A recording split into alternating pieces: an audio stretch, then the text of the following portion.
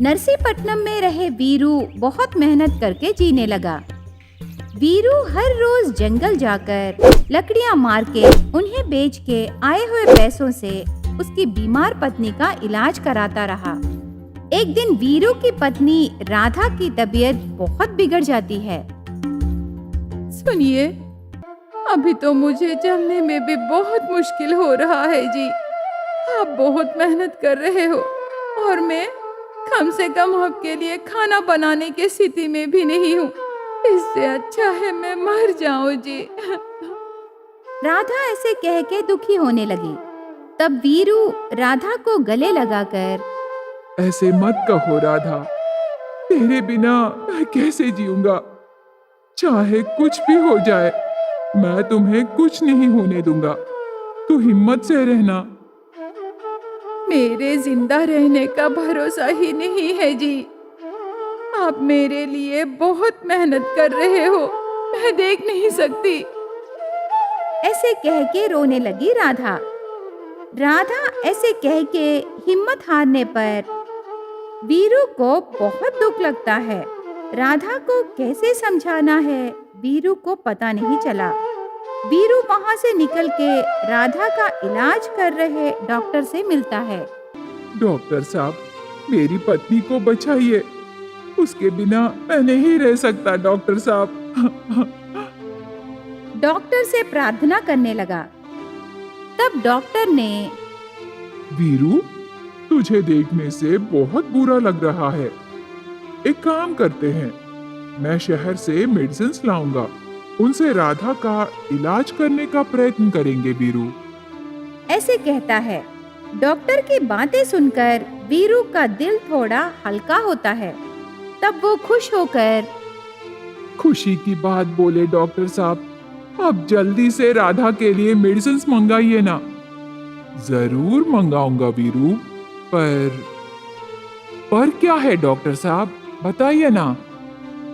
कुछ नहीं वीरू, वो मेडिसिन बहुत कॉस्टली रहते हैं। उतने पैसे तुम कहां से लाओगे वीरू? कोई बात नहीं डॉक्टर साहब, मेरी राधा ठीक हो जाना है। उसके लिए मैं कुछ भी करूंगा। आप पैसों के लिए मत सोचिए, पहले आप मेडिसिन मंगाइए डॉक्टर साहब। ठीक है वीरू। ऐसे डॉक्टर कहता है। वीरू खुशी से राधा के पास जाकर उससे ये पूरी बात बताई। तब राधा ने, क्यों जी, आप वो दवाइयाँ मंगा रहे हो? इतने पैसे आप कहाँ से लाओगे?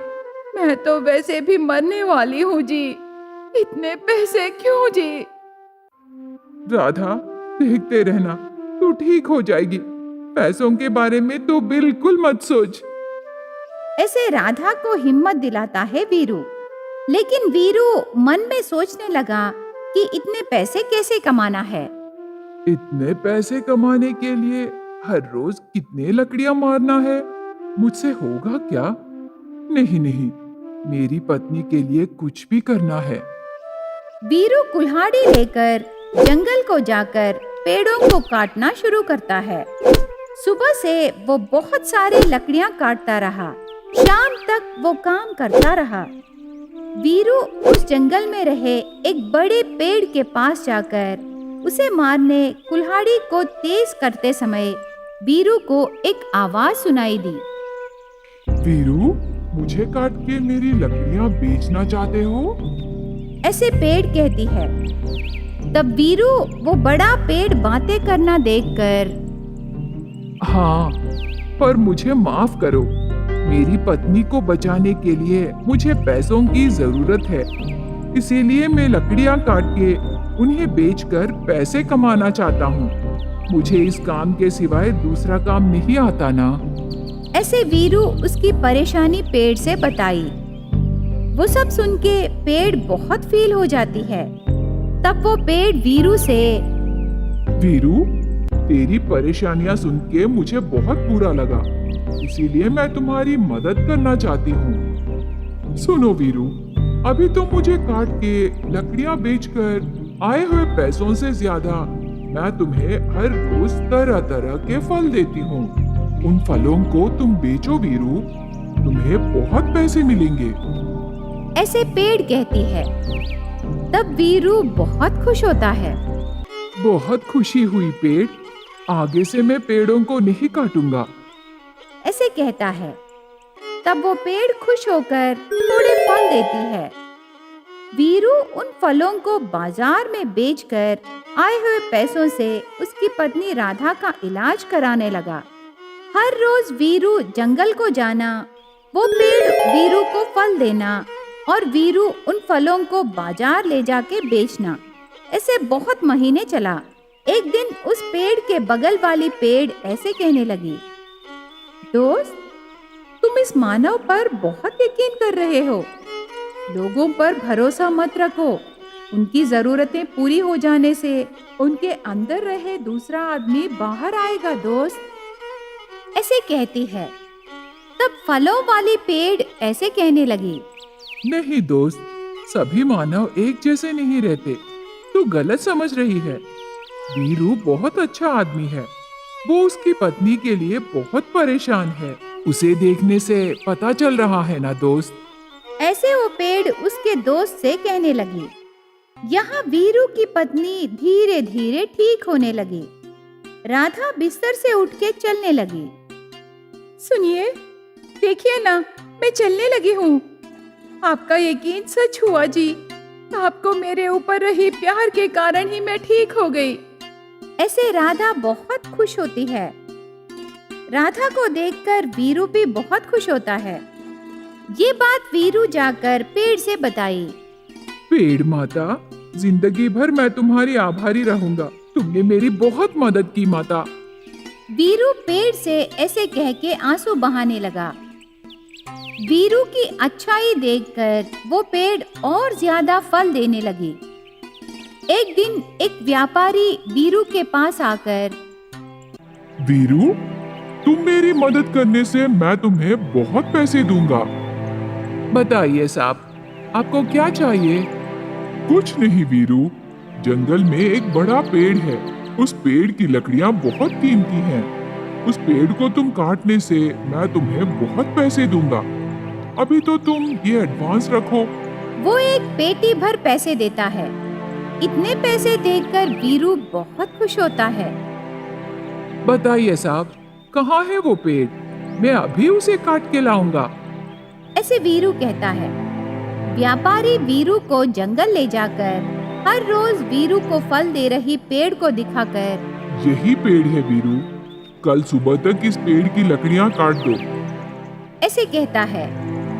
उस पेड़ ने जो मदद किया था वो सब भूलकर पैसों की लालच में, ठीक है साहब, कल सुबह तक इस पेड़ को काट दूंगा। ऐसे कहता है। पेड़ वीरू की बातें सुन के बहुत डर जाती है। वीरू, तुम मुझे काट दोगे? मतलब इतने दिनों का हमारा संबंध क्या है वीरू? पेड़ आंसू बहाने लगी। हम दोनों के बीच क्या संबंध है? तू पेड़ है, मैं मानव हूँ। मुझे पैसे चाहिए। वीरू कुल्हाड़ी लेकर उस पेड़ को मारने लगा। तब पेड़ को समझ में आता है कि आदमी बहुत स्वार्थी है। तब उस पेड़ को पड़ोस पेड़ की बातें याद आते हैं। उसे बहुत बुरा लगता है। वीरू उस पेड़ की मदद भूलकर विश्वास के बिना उस पेड़ को काट डालता है। सोमेश गोविंदपुर गांव में ऑटो से उतरता है। ऑटो वाले को वो पैसे देकर, भैया, यहाँ केशव और कल्पना का घर तुझे मालूम है क्या? केशव और कल्पना? नहीं मालूम जी, ये नाम तो मैं कभी नहीं सुना। वो क्या काम करते हैं? अरे ये क्या भैया, तुम इस गांव के नहीं हो क्या? मैं बोला ना साहब, मैं इसी गांव का हूँ। इमली के पेड़ के पास मेरा घर है। मेरा नाम नरेश है। मुझे तो तेरे घर का पता नहीं चाहिए भैया। शहर में पेट भर खाना खाके, बिना पैसे दिए कहानियां सुना के, एक के बाद एक भाग के आए ना, वो केशव और कल्पना का घर चाहिए। ऐसे कहते ही ऑटो वाले को पूरी बात समझ आई। ओ, तो आप उन भोजन प्रेमियों के शिकार हो? हाँ भैया, वो दोनों पेट भर खाना खा लिए। वो तो बिना पैसे दिए कहानियां सुना के रफू चक्कर हो गए। ऐसे कहते समय ऑटो वाला सोमेश को रोक के केशव उसकी पत्नी कल्पना को होटल में छोड़कर पैसे लेके आऊंगा कह के चला गया ना। हाँ भैया। थोड़ी देर बाद कल्पना आवाज उठा के मेरे पति का एक्सीडेंट हुआ कह के वो भी जाने लगी ना, तो आप उसे रोकने की कोशिश की है ना।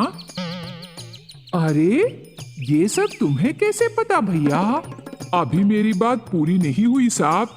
आप उसे रोकने की कोशिश की, तब कल्पना चिल्लाकर आपको शपथ लगा के आसपास के लोगों को इकट्ठा करके आपके ऊपर शिकायत करके वहां से भाग गई ना। हाँ भैया, जल्दी बोलो, उन भोजन प्रेमियों का घर कहाँ है? वो बड़ा पेड़ है ना, वहाँ है। ऑटो वाला ऐसे कह के वहाँ से चला जाता है। सोमेश वहाँ से भोजन प्रेमियों के घर जाने लगा। उस गांव में भोजन प्रेमियों का नाम सार्थकत किए केशव और कल्पना नाम के पति पत्नी दरवाजे को ताला लगाकर घर में रहते हैं। खिड़की के जाल से दोनों बाहर देखते रहते हैं। तब कल्पना को सोमेश नजर आता है। आप ठीक बोले जी, मैं गुस्से में हमारा पता दे दी और वो होटल वाला सीधा हमारे घर आ गया जी। घर के बाहर ताला देखकर चला जाएगा कल्पना, तू घबरा मत। ऐसे बातें करते समय सोमेश घर को ताला लगाकर रहना देखकर निराशा से वहां से चला जाता है। वो जाने के बाद अंदर रहे केशव और कल्पना बहुत खुश होते हैं। कल तो ऐसे कट गया, पर आज हम क्या खाएंगे जी? तू जाके मेरा फोन और डेयरी लेके आ। अभी वो दोनों क्यों जी? अरे मैं बताऊंगा, हमें खाना चाहिए ना। ऐसे कहते ही कल्पना वहां से चली जाती है। केशव सोचते समय कल्पना डायरी और फोन लाकर केशव को देती है। कल्पना, फोन में आउटगोइंग फ्री है ना, तो हम हमारे रिश्तेदारों और दोस्तों को फोन करेंगे और ये पता लगाएंगे कि किसके घर कब और कौन सा फंक्शन है। समझ गई जी, हम घर में पकाएंगे तो बहुत पैसे खर्चा होंगे, और इतने पैसे क्यों खर्चा करना? वैसे भी महिलाओं का बस टिकट फ्री है ना, सिर्फ आपके लिए ही टिकट लेना है। चलिए जाके पेट भर खा के आएंगे। चलिए ना, जल्दी चलेंगे। ऐसे कहते ही केशव उसका चाचा कृष्णमूर्ति को फोन करता है। बोलो रे केशव, तुम मुझे फोन किए मतलब जरूर खाने के बारे में ही तुम कुछ पूछना चाहते हो ना? नहीं चाचा, मैं और कल्पना हर समय खाने के बारे में ही सोचते हैं। क्या और क्या हो सकता है रे केशव? मामा जी को मेरा प्रणाम कहिए जी। चाचा, कल्पना तुझे प्रणाम कह रही है। हाँ हाँ, मुझे तुम दोनों की बात सुनाई दी रे। और क्या हाल चाल है चाचा? तुम दोनों तो भोजन प्रेमियों हो, तो बताओ क्या बात है? कोई खुशखबरी है क्या? नहीं चाचा, ऐसे कुछ नहीं है। गांव में सब ठीक है ना चाचा? हाँ ठीक है रे, मुझे पता है तुम ऐसे क्यों पूछ रहे हो, पर गांव में फंक्शंस नहीं है रे। 90 साल का चंद्रैया जिंदा है चाचा। मैं बोला ना, कोई भी कहीं भी नहीं गए, सब जिंदा है और गांव में ही है। वो सुदर्शन की बेटी की शादी कब है चाचा? उस लड़की की उम्र भी बढ़ रही है। केशव, मेरी बात सुनो, कोई भी फंक्शन करने से मैं तुम्हें बोलूंगा। शादी हो या कुछ और, कुछ भी हो, मैं तुम्हें जरूर बोलूंगा। तब सुबह सुबह आकर तुम दोनों पेट भर खाना खा के जाओ, समझे? ऐसे कह के फोन रख देता है। वो बात सुन के केशव हंसने लगा। इस तरह केशव और कल्पना सबको फोन करके बात करने लगे। कल्पना की बुआ अपर्णा बहुत डांटती है। ये क्या जी, सब लोग हमें क्यों डांट रहे हैं? नहीं तो आशीर्वाद देंगे क्या? क्या हम आज तक किसी को घर बुला के खाना खिलाए? पानी तक नहीं दिए कल्पना, कम से कम किसी को भी घर में बैठने भी नहीं दिए। अभी क्या करेंगे जी? तुझे तो बस फ्री है, मेरे लिए तो टिकट लेना है। तो हम दोनों टाउन जाएंगे, पूरा घूमेंगे, कहीं तो कोई ना कोई फंक्शन वहाँ होगा ना। वहाँ जाने के बाद क्या करना है, हम तो खूब जानते हैं, तो देर क्यों, जल्दी चलेंगे। वो घर के पीछे दरवाजे से बाहर आकर ताला डाल के बस स्टैंड को आते हैं। बस आता है, दोनों बस चढ़ के बैठते हैं। थोड़ी देर बाद दोनों टाउन में घूमना शुरू करते हैं। दोनों चारों ओर देखने लगे। एक जगह वो फंक्शन होते देखते हैं। बस दोनों के चेहरे खिल जाते हैं। केशव और कल्पना दोनों वहाँ का माहौल देखकर सीधा खाने के सेक्शन में जाते हैं। वहाँ सभी रेडी रखते हैं। उन्हें अच्छी खुशबू आने लगी। व्यंजनों की खुशबू से दोनों के मुंह से पानी आने लगा। उनके सामने तरह तरह के फूड आइटम्स रहते हैं। बस दोनों के मुंह से पानी आने लगा। दोनों बहुत खुश होते हैं। तब केशव ने, कल्पना, हमारा प्लान अमल करना है। हाँ जी, जल्दी कीजिए। ठीक उसी समय वहाँ रहे चंदू आता है। कौन हो तुम दोनों? मैं दूल्हे का रिश्तेदार हूँ। मैं दुल्हन की तरफ से हूँ। ऐसे कहने पर चंदू उन दोनों को प्रणाम करता है। देखो भैया, खाने के आइटम्स टेस्ट करने के लिए दूल्हे राजा ने मुझे यहाँ भेजा है। आइटम्स का स्वाद देखना पड़ेगा ना। सभी एक एक प्लेट लाकर उस टेबल पर रखिए। मैं तो दुल्हन की तरफ से हूँ भैया। सभी आइटम्स का टेस्ट देखकर हम उन्हें बताएंगे। इस टेबल पर सभी एक एक प्लेट लाके रखिए, हम खा के देखेंगे। ऐसे कहने पर चंदू आश्चर्य होकर, टेस्ट करने के लिए थोड़ा थोड़ा खाने से बस है ना, लेकिन ये दोनों तो एक एक प्लेट मंगा रहे हैं। ये सब मुझे क्यों, ला के रख दूंगा। ऐसे सोचता है। एक टेबल पर केशव और एक टेबल पर कल्पना बैठते हैं। चंदू दोनों के लिए सारे आइटम्स एक प्लेट में रख के लाके रखता है। दोनों खुशी से खाने लगे। थोड़ी देर बाद, चंदू भैया, फिर से एक एक प्लेट लाओ। मेरे लिए भी लाना भैया, चिकन में सॉल्ट थोड़ा कम है। हाँ, मुझे भी कम लगा। आप जाके जल्दी लाइए ना। तब चंदू फिर से लाके रखता है। इतने में वहाँ सोमेश आकर भोजन प्रेमियों को देखता है। लेकिन कल्पना और केशव का ध्यान खाने पर रहता है। वो लगातार खाने लगे। उन दोनों का खाना देखकर सोमेश बेहोश होके गिर जाता है। तुम दोनों पेट भर अच्छे से खाना खाकर बिना पैसे दिए कहानियां सुनाए, अच्छे से प्लान करके दोनों ड्रामा किए। अभी देखो मैं तुम्हें कैसे सबक सिखाता हूँ।